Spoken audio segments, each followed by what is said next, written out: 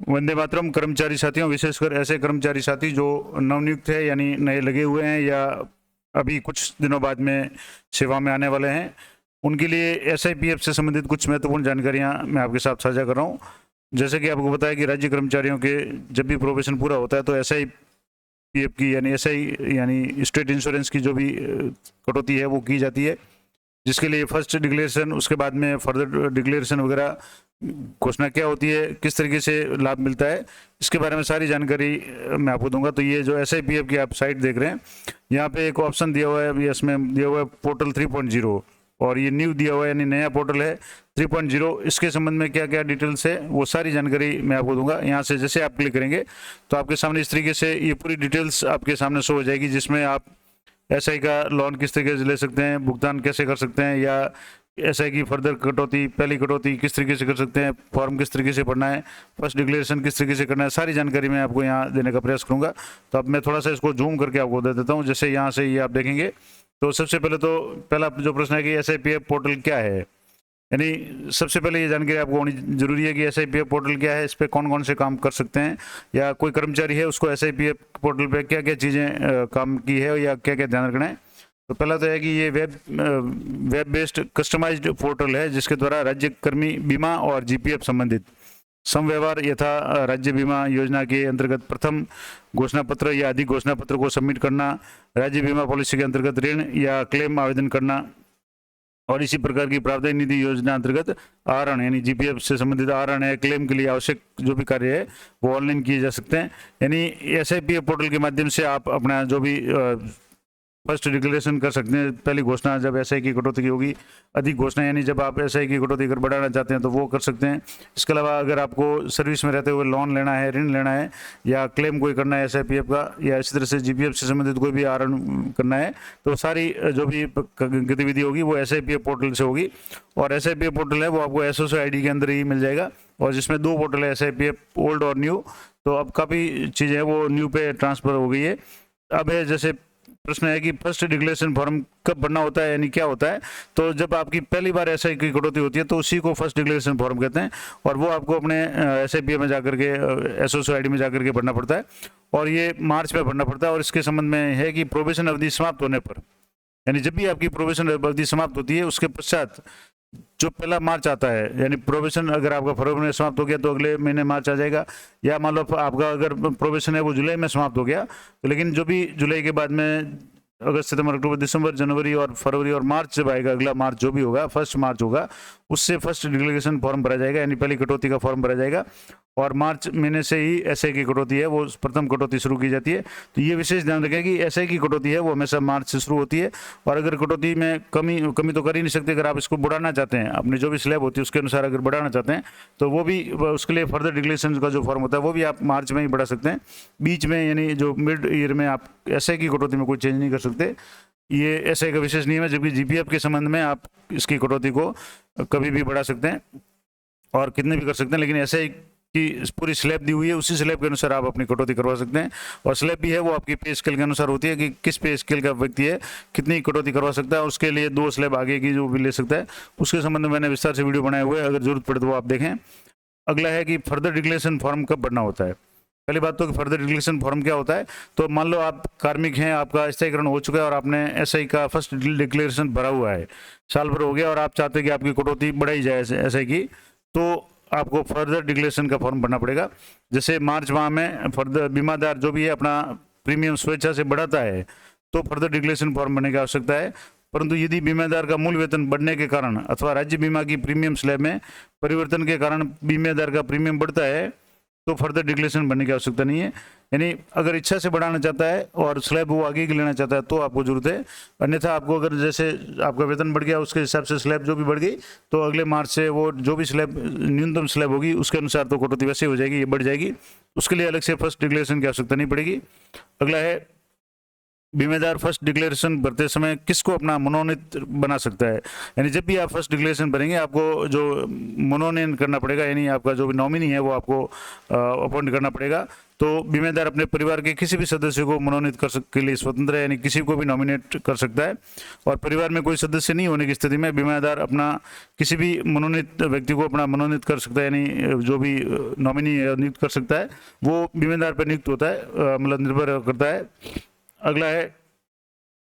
यदि फर्स्ट और या फर्दर डिक्लेरेशन फॉर्म भरते समय यदि नाम में, पिता के नाम में, जन्म दिनांक में अथवा मूल वेतन में कोई विसंगति हो, किसी प्रकार की कोई त्रुटि हो, तो उसको किस प्रकार सही किया जा सकता है। तो ये सभी जो क्रेडेंशियल्स हैं, यानी जो डिटेल्स है, नाम है, पिता का नाम, डेट ऑफ बर्थ वगैरह है, उनके लिए आपको बीमेदार को अपने जो भी डीडीओ है, आपके जिनके भी डीडीओ के अंडर में आपकी सैलरी बनती है, उन डीडीओ के लॉगिन में एम्प्लॉय प्रोफाइल में जाकर के बीमेदार का नाम, पिता का नाम, जन्म दिनांक वगैरह है वो वहाँ शो हो जाएगी और उसमें किसी भी विसंगति को ठीक किया जा सकता है। अगला है कि यदि फर्स्ट डिक्लेरेशन अथवा फर्दर डिक्लेरेशन करते समय फॉर्म में डीडीओ गलत दिख रहा है तो क्या किया जाए। अब डीडीओ गलत किस रूप में दिख सकता है कि जैसे मान लो आप किसी एक जिले विशेष में किसी डीडीओ के अंडर में आप काम कर रहे हैं, आपकी एक नियुक्ति है, लेकिन आपका ट्रांसफर हो जाता है। आपकी ट्रांसफर के समय आपकी जो भी पे मैनेजर की आईडी तो ट्रांसफर हो जाती है, लेकिन एसआईपीएफ की आईडी अगर ट्रांसफर नहीं होती है तो जब भी आप एसआईपीएफ अपना खोलेंगे जो पुराना डीडीओ होगा वो शो होगा। इसका मतलब है कि आपकी आईडी है, जो एसआईपीएफ की आईडी है वो ट्रांसफर नहीं हुई है, तो वो आईडी आपको पुल करनी पड़ेगी या पुराने जो भी डीडीओ उनके पास से ट्रांसफ़र करवानी पड़ेगी। इसमें दो ऑप्शन होते हैं, आप पुल भी कर सकते हैं या ट्रांसफ़र भी कर सकते हैं। तो इसमें लिखा हुआ है कि यदि फॉर्म में डीडीओ गलत दिखाई दे रहा है, इसका तात्पर्य है कि आपकी जो एम्प्लॉय आईडी है गलत या पुराने डीडीओ में पड़ी है, तो इसे तो डीडीओ के लॉगिन से एम्प्लॉय ट्रांसफ़र में जाकर के एम्प्लॉय आईडी को सही डीडीओ में ट्रांसफ़र करवाना होगा। तो ये प्रोसेस हो गया। दूसरा है, मेरे परिवार के सभी सदस्यों के नाम न्यू पोर्टल पर दिखाई नहीं दे रहे, उनके जोड़ने के लिए क्या करना पड़ेगा। तो एसआईपीएफ में आपके जो भी फैमिली मेम्बर्स है अगर वो जोड़ना चाहते हैं तो परिवार के सदस्यों के नाम जोड़ने की सुविधा कार्मिक के स्वयं के डैशबोर्ड पे उपलब्ध करवाई गई है। यानी कार्मिक जब भी अपना एसआईपीएफ न्यू पोर्टल लॉगिन करेगा तो उसमें फैमिली डिटेल्स अपडेट करने की सुविधा है, उसमें दी हुई है। उसमें आप नॉमिनी भी ऐड कर सकते हैं और इसमें डैशबोर्ड में एक ऑप्शन उपलब्ध दिया हुआ है, ऐड फैमिली डिटेल्स। इसके द्वारा आप अपने परिवार में जो भी कार्मिक है उनको, सदस्यों को जोड़ सकते हैं। इसके लिए मैंने विस्तार से वीडियो बनाए हुए हैं, वो आप अगर जरूर देखें। अगला प्रश्न है कि परिवार के किसी सदस्य का नाम, रिलेशन अथवा जन्म दिनांक में संशोधन करना हो तो किस प्रकार कर सकते हैं। तो इसमें भी वही बात है कि यदि कार्मिक के डैशबोर्ड पर उपलब्ध परिवार के सदस्यों में से किसी में भी संशोधन करने की आवश्यकता हो तो उस सदस्य के नाम के नीचे ही एडिट का बटन दिया हुआ है, उस एडिट बटन पे आप क्लिक करते हुए आप पहले ओटीपी से वेरीफाई होगा और उसके बाद में कोई भी डिटेल है उसको आप संशोधित कर सकते हैं। अगला है कि मेरी सेवा कई वर्षों की हो गई और मेरा बीमा प्रीमियम भी समय समय पर बढ़ता रहा है, परंतु ऑनलाइन देखने पर मेरे कुछ ट्रांजेक्शन ही दिखाई दे रहे हैं, यानी कुछ कॉन्ट्रैक्ट्स ही दिखाई दे रहे हैं। और अपने कॉन्ट्रैक्ट्स को कंप्लीट करवाने के लिए आपको क्या करना पड़ेगा। तो अभी जैसे एक तो ये है कि विभाग अपने जो भी बीमादार है उन सभी के जो कॉन्ट्रैक्ट्स है वो अपडेट कर रहा है, यानी जो भी आपकी कटौती है वो अपडेट हो रही है। फिर भी अगर आप अगर शो नहीं हो रहा है तो आप जो भी नीचे लेजर दिया हुआ होता है, आप जब एसआईपीएफ पे लॉगिन करेंगे तो आप लेजर अपडेट करेंगे तो लेजर अपडेट में आपकी कटौती शो हो रही है और आपकी अगर उसमें शो नहीं हो रही है तो लेजर अपडेट के ऑप्शन में जाकर के आप उसको अपडेट कर सकते हैं। और इस संबंध में भी मैंने वीडियो पहले बनाया हुआ है कि किस तरीके से आपको लेजर अपडेट करना है, तो वो भी आप जरूर देखें। इसके अलावा अगला प्रश्न है कि मेरे राज्य बीमा के ऑनलाइन कॉन्ट्रैक्ट्स कम दिखाई दे रहे हैं और जिस कारण मेरा जो राज्य बीमा की जो ऋण की राशि है वो कम बन रही है। अब जैसे मान लो आपकी सेवा कुछ साल की हो गई और आप एसआई का लोन लेना चाहते हैं तो लोन आपके जो भी जमा होंगे उसके अनुसार लोन आपको मिलेगा। अगर आपके जमा में कम शो हो रहा है, आगे कटौती ज़्यादा हुई है लेकिन आपको कम शो हो रहा है तो आपका ऋण की राशि है वो भी कम बनेगी। उसके लिए आपको क्या करना पड़ेगा, तो मैंने पहले इसको बता दिया, फिर भी आपको दोबारा इसमें बताया हुआ है। यदि आपको राज्य बीमा की ऋण की आवश्यकता हो तो आप जो भी राशि अप्लाई करते हो वो समय दिखाई दे रही है, अप्लाई कर देवें और जब आपका ऋण है जिला कार्यालय द्वारा स्वीकृत किया जाएगा तब आपके सभी जारी हो सकने वाले जो कॉन्ट्रैक्ट्स है वो पूर्ण करके ही ऋण स्वीकृत किया जाएगा। और कॉन्ट्रैक्ट पूर्ण करने के लिए आपको बीमा की सत्यापित रिकॉर्ड बुक यानी एसआई की जो भी डायरी है वो आपको एसआईपीएफ की जो पोर्टल है उसमें एक डैशबोर्ड में अपडेट ई बैक का ऑप्शन दिया हुआ है, उसी बैग में जाकर के अपना आपकी जो भी एसआई की जो कटौती की जो भी डायरी होती है एसआई की, वो आप अपलोड कर दें और रिलेशनशिप टैब में जाकर के संबंधित योजना के जो रिलेशनशिप मैनेजर है उससे संपर्क कर सकते हैं। आप जब भी लॉगिन करेंगे तो आपके जो राइट साइड में तो लेफ्ट साइड में आपके कॉन्टैक्ट्स में रिलेशनशिप ऑफिसर के नाम दिए होंगे, जिसमें एसआईपीएफ के कार्यालय के जो भी एलडीसी यूडीसी वगैरह उनके नाम भी होंगे, उनके मोबाइल नंबर भी होंगे, तो वहाँ से आप कॉन्टैक्ट कर सकते हैं। अगला प्रश्न है कि मैंने राज्य बीमा के पूर्व में लिए गए ऋण की पूर्ण अदायगी कर दी है, यानी एसआई का जो भी लोन लिया था अब वो पूरा हो गया है, उसके बावजूद भी जब मैं ऋण आवेदन करना चाहता हूं तो मेरे पूर्व की ऋण की राशि कुछ बकाया बता रही है, उसके लिए क्या करना पड़ेगा? तो इसके लिए भी कार्मिक के डैशबोर्ड पे एक सुविधा दी गई है, लोन एडजस्टमेंट, यानी आपके किस्त सैलरी से लोन की कट चुकी है लेकिन वो एडजस्ट नहीं हुई है, आपके उसमें लॉगिन में शो नहीं हो रही है, तो आप लोन एडजस्टमेंट में जाकर के चेक करें कि आपने जो भी अंतिम ऋण लिया है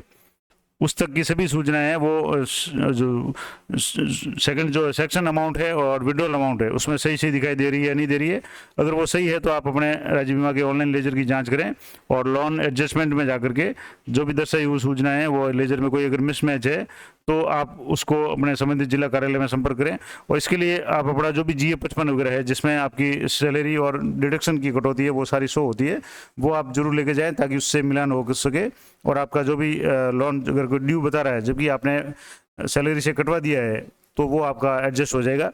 अगला है राज्य बीमा में अधिकतम कितना ऋण मिल सकता है? तो बीमादार के सभी कॉन्ट्रैक्ट्स के जमा धन और उन पर दिए बोनस की सरेंडर वैल्यू का 90% तक अधिकतम ऋण स्वीकृत किया जा सकता है, लेकिन इसमें भी टाइम पीरियड है, वो भी आगे बताऊंगा कि कितने साल की सर्विस के बाद में कितना जो ऋण है आपको मिल सकता है। अगला है कि राज्य बीमा के ऋण का आवेदन करते समय कौन से डॉक्यूमेंट अपलोड करने की आवश्यकता होती है? तो अगर आप सेवा में हैं, अब ये जो वीडियो है मैंने कहा था कि शुरुआत में तो जो नए कार्मिक उनके लिए भी है, लेकिन जो भी पुराने कार्मिक है उन सभी के लिए इंपॉर्टेंट है कि अगर आप सेवा में हैं, आपके काफ़ी समय से एसआई की कटौती हो रही है और आपको आवश्यकता पड़ रही है और आप एसआई का लोन लेना चाहते हैं, ऋण लेना चाहते हैं, तो आपको जो बीमादार है आपको एक तो पॉलिसी बॉन्ड आपको जो भी जारी किया जाता है एसआईपीएफ की ऑफिस की तरफ से, इसके अलावा जो बीमा रिकॉर्ड बुक है यानी जो भी आपकी एसआई की पासबुक है उसकी स्कैन कॉपी, यानी उस कॉपी को आप स्कैन करें और स्कैन करके पीडीएफ फॉर्मेट में आपको अपलोड करनी है। और परंतु एक बार इन दोनों डॉक्यूमेंट्स को अपलोड कर देने के पश्चात भविष्य में दोबारा ऋण आवेदन करना है तो आपको दोबारा डॉक्यूमेंट अपलोड करने की आवश्यकता नहीं होगी। आवश्यकता तब हो सकती है जब आपका जैसे काफ़ी समय पहले आपने अगर डायरी अपलोड की है तो अगर संभव हो तो उसको लेटेस्ट जो भी डायरी है उसकी पूरी आप कंप्लीट करके आपके डीडीओ के साइन करवा के उसको अपलोड कर लें, ताकि आपको जहाँ भी जो भी डॉक्यूमेंट या आपके जो भी कॉन्ट्रैक्ट्स जो है उनको अपडेट करने में सुविधा रहे। अगला प्रश्न है कि राज्य बीमा या जीपीएफ के ऋण या क्लेम को ऑनलाइन अप्लाई करते समय डॉक्यूमेंट अपलोड नहीं कर पाया था, अब मैं संबंधित डॉक्यूमेंट कैसे अपलोड कर सकता हूँ? मान लो आप जैसे एसआई का ऑनलाइन प्रोसेस कर रहे हैं लोन या जीपीएफ का, तो डॉक्यूमेंट अपलोड अगर नहीं किया है तो अगर डॉक्यूमेंट अपलोड करने से रह गया है तो इसमें एक डैशबोर्ड पे आपके सामने एक ऑप्शन दिया हुआ है अपडेट ई बैग, उसके द्वारा डॉक्यूमेंट है वो आप बाद में भी अपलोड कर सकते हैं।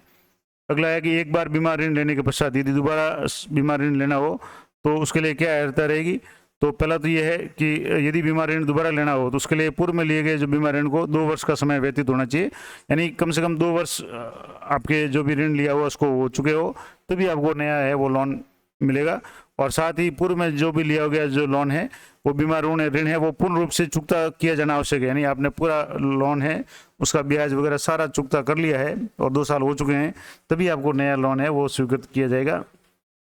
अगला प्रश्न है कि मैंने पूर्व में लिए गए बीमा ऋण को पूर्ण रूप से चुकता कर दिया है, क्या मुझे पूर्व में लिए गए ऋण पर बनने वाले ब्याज का चुकारा किए बिना अगला ऋण स्वीकृत हो सकता है? तो अब जैसे मान लो आपने जो भी ऋण लिया था वो अमाउंट तो आपने पे कर दिया, लेकिन उसका जो भी ब्याज था वो अभी ड्यू है, तो उसके लिए क्या प्रोसेस है? तो इसमें लिखा हुआ है कि जी हाँ, यदि पूर्व में लिए गए ऋण का पूर्ण भुगतान आपने कर दिया है, अदायगी कर दी है, तो उस पर बनने वाले ब्याज की जो अदायगी है किए बिना ही अगला ऋण है वो स्वीकृत किया जा सकता है, परंतु स्वीकृत ऋण में से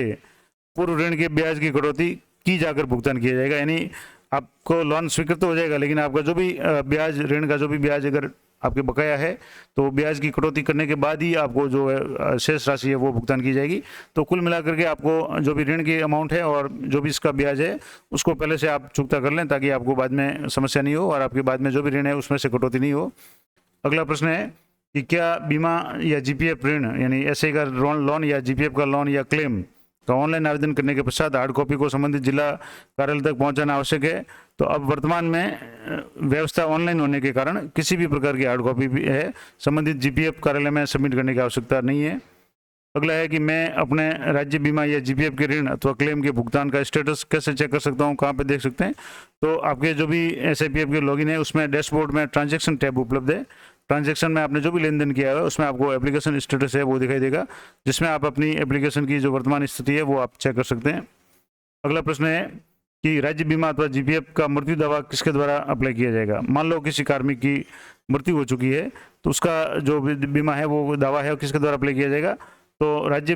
बीमा या जीपीएफ का मृत्यु दावा डीडीओ के द्वारा ऑनलाइन किया जाएगा, क्योंकि कार्मिक की अनुपस्थिति में यानी उनकी मृत्यु के बाद में डीडीओ लॉगिन से या उनके जो भी लॉगिन है उससे कार्मिक ऑनलाइन दावा किया जाएगा। और जिस कार्मिक की मृत्यु हो चुकी है उसकी एसएसओ आईडी को काम में नहीं लिए जाना है, यानी डीडीओ के द्वारा इसका भुगतान किया जाएगा या उसकी जो प्रोसेस है वो की जाएगी। अगला है कि एसआई मॉड्यूल में उपलब्ध बटन एक्सटेंड पॉलिसी किसके लिए है। तो एसआई मॉड्यूल में एक जो भी ऑप्शन दिया हुआ है एक्सटेंड पॉलिसी, ये एक नया टैब है। इसमें इसके संबंध में है कि इसकी सुविधा है राज्य बीमा नियम 39(2) के अंतर्गत यदि कोई बीमेदार अपनी पॉलिसी की परिपक्वता तिथि को ओरिजिनल परिपक्वता तिथि से 1 वर्ष बढ़ाना चाहता है। मान लो कोई कार्मिक है जो रिटायरमेंट होने वाला है कुछ महीनों में और उसके नियमानुसार है वो डिडक्शन है वो बंद कर देना है, लेकिन वो चाहता है कि उसकी जो भी कटौती है एसआई की कटौती है वो अगर 1 साल और बढ़े,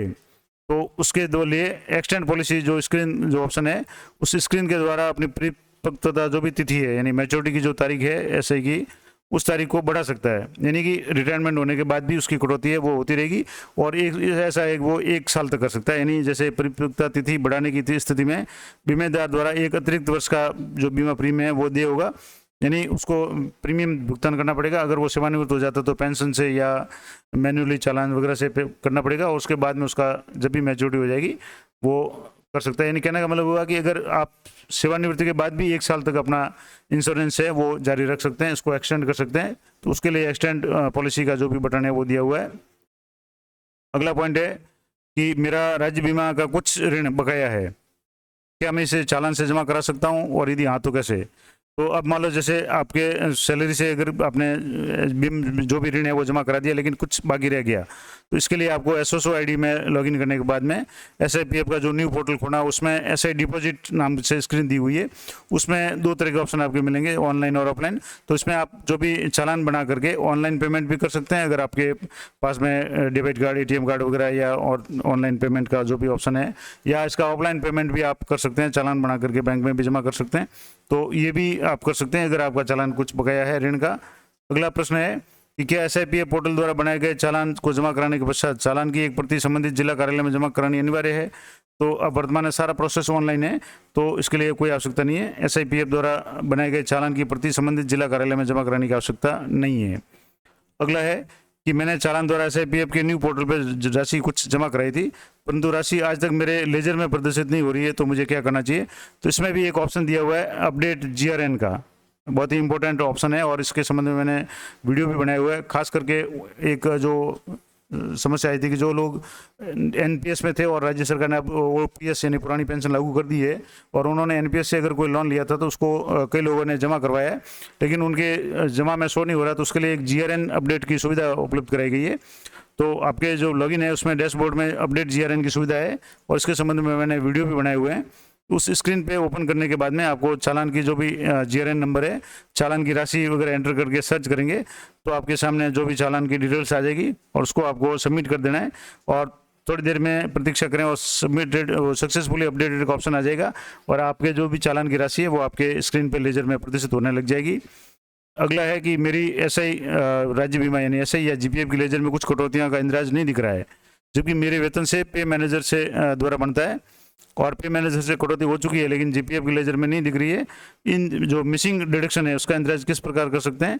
तो वर्तमान में वर्ष 2021-22 और 22-23 की मिसिंग कटौतियों को अपडेट करने की सुविधा कार्मिक लॉगिन में दी हुई है।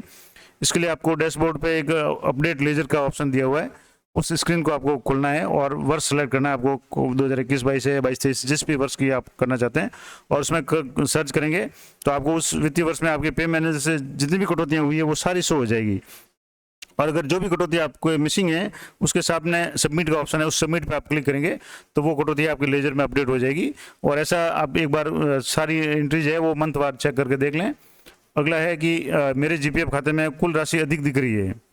जबकि आहरण हेतु एक्यूमुलेटेड जो अमाउंट है वो कम दिख रहा है, यानी राशि तो काफ़ी ज़्यादा जमा हुई है लेकिन जो आहरण योग्य राशि है वो कम दिख रही है। तो एक्यूमुलेटेड जो अमाउंट है वो चालू वित्तीय वर्ष के लिए 1 अप्रैल को उपलब्ध जो भी बैलेंस होता है उसके अनुसार पूरे वित्तीय वर्ष में दिखाई देती है। तो अब जैसे आप 1 अप्रैल को जो भी अमाउंट था वो आप अगर उसके बाद में 4 महीने 5 महीने बाद में चेक करेंगे तो आपका जमा तो ज़्यादा हो जाएगा, लेकिन जो भी आहरण हेतु जो एक्यूमुलेटेड अमाउंट है वो 1 अप्रैल के आधार पर इशू होगा, तो वो अगले वित्तीय वर्ष में है वो अपडेट होगी। तो उसके लिए आपको कोई चिंता करने की आवश्यकता नहीं है। यानी इसमें लिखा हुआ है कि यदि चालू वित्तीय वर्ष के लिए 1 अप्रैल को उपलब्ध बैलेंस के अनुसार पूरे वित्तीय वर्ष में दिखाई देती है और चालू वित्तीय वर्ष में जमा की गई कटौती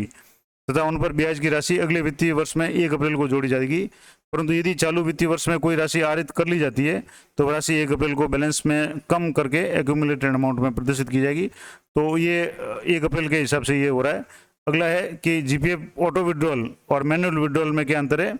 तो ऑटो का मतलब हो गया अपने आप और मैनुअल का मतलब होता है आप जो खुद प्रोसेस करते हैं। तो इसमें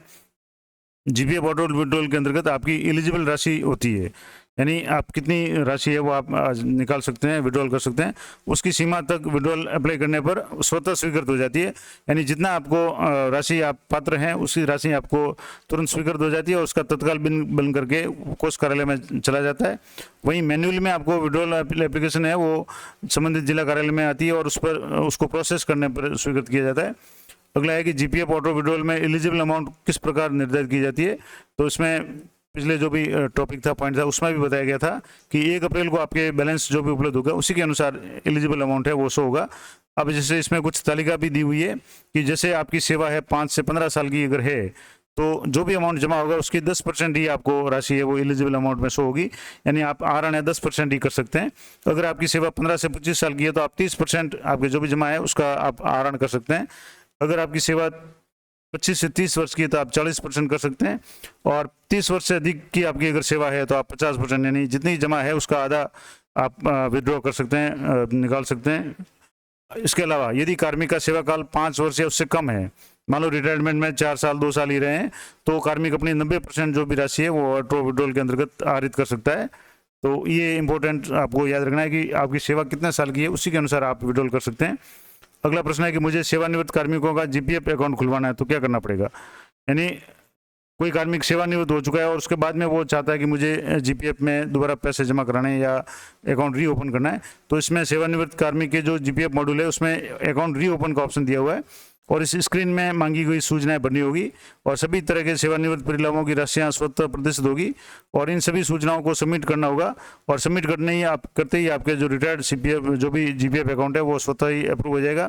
और इसके लिए संबंधित जिला कार्यालय में किसी प्रकार का डॉक्यूमेंट करने का जमा कराने की कोई आवश्यकता नहीं होगी, यानी सारा प्रोसेस है अब लगभग ऑनलाइन है। अब इसमें एक और ऑप्शन है कि मैंने अपना सेवानिवृत्ति उपरांत जीपीएफ अकाउंट ऑनलाइन ओपन कर लिया है, अब राशि जमा कराने के लिए क्या करना पड़ेगा, क्योंकि जैसे आपकी सैलरी से जमा होती थी अब आप रिटायर्ड हो चुके हैं तो उसके लिए आपने दोबारा जीपीएफ अकाउंट रीओपन किया है, तो उसके लिए रिटायर्ड जो कार्मिक है अकाउंट रीओपन करने के पश्चात जीपीएफ मॉड्यूल में डिपॉजिट ऑप्शन है, इसमें आपको ओपन करना है और इस स्क्रीन में आपको चालान बना करके ऑफलाइन या ऑनलाइन आप राशि जमा करा सकते हैं, यानी वो काम आपको मैनुअल करना पड़ेगा क्योंकि आपकी सैलरी से जो भी कटौती थी वो बंद हो चुकी है। अगला है कि यदि राज्य बीमा या जीपीएफ के ऋण या क्लेम के आवेदन के समय गलत डॉक्यूमेंट या अधूरा डॉक्यूमेंट अपलोड हो जाता है तो उसको डिलीट कैसे किया जा सकता है, इसको रिमूव कैसे किया जाए। तो कोई भी डॉक्यूमेंट गलत या अधूरा अपलोड हो जाता है तो आपको संबंधित जिला कार्यालय से संपर्क करना होगा और जिला कार्यालय से गलत अपलोड किया गया जो भी डॉक्यूमेंट है उसको रिमूव कराया जा सकता है। इसके अलावा अन्य इस संबंध में कोई भी अगर आपकी जानकारी है या कोई भी समस्या है तो आपका जो SIPF का जो हेल्प डेस्क है इस पे आप मेल कर सकते हैं। इसका ईमेल आईडी है helpdesk.sipf@rajasthan.gov.in, इस पे आप मेल कर सकते हैं और ये जो सारी जानकारी है ये जैसे 6/7/2022 की लास्ट अपडेटेड जानकारी है और ये SIPF पोर्टल पे आपको सारी जानकारी है वो मैंने आपको बताई है। इस संबंध में अगर आपकी कोई भी क्वेरी है तो आप कमेंट करके पूछ सकते हैं, लेकिन एक निवेदन ये रहेगा कि आप पहले पूरा वीडियो अगर देख लें अगर वीडियो में जानकारी नहीं दी हुई है तो ही आप प्रश्न पूछें। कई साथी ऐसे हैं जो वीडियो पूरा देखते नहीं और उसके बाद में प्रश्न पूछते हैं, जबकि मैंने वीडियो में सारी डिटेल बताई हुई है। तो एक बार आप वीडियो पूरा देख लें, उसके बाद में भी अगर आपके कुछ क्वेश्चंस रह जाते हैं तो आप कमेंट करके ज़रूर बताएं, मैं यथासंभव उसका उत्तर देने का प्रयास करूंगा। और ये अगर आप पीडीएफ प्राप्त करना चाहते हैं तो आपको जैसे SIPF का जो भी मेन जो साइट है, इस साइट पे आपको पोर्टल 3.0 इस पर आप क्लिक करेंगे तो सीधे ही आपको इस जो भी इस तरह की जो PDF या जो भी डिटेल्स है वो आपको शो हो जाएगी। तो ये महत्वपूर्ण जानकारी SIPF के संबंध में थी,